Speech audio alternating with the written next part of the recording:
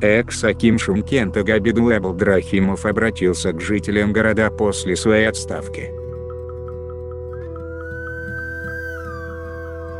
Уважаемые жители города Шымкент, уважаемые друзья, для меня было большой честью и гордостью работать акимом Шымкента. Выражаю благодарность главе государства за такую возможность. До сих пор я участвовал в развитии города с коллегами. Я очень благодарен народу Шымкента. Вы всегда поддерживали меня. Я чувствую себя очень счастливым человеком. У всего в этой жизни есть конец. Новости тоже будут. Я хочу пожелать вам новых успехов.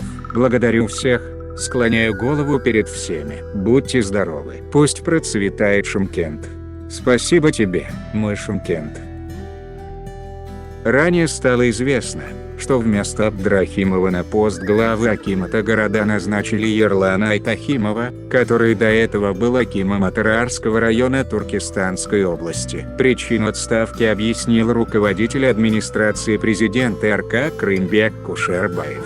В частности, недовольство вызвало поведение Абдрахимова и его посты в соцсетях. На этом у нас все. Кому понравилось, ставим лайк, подписываемся на канал, жмем на колокол, чтоб не пропустить новое видео. Всем пока-пока.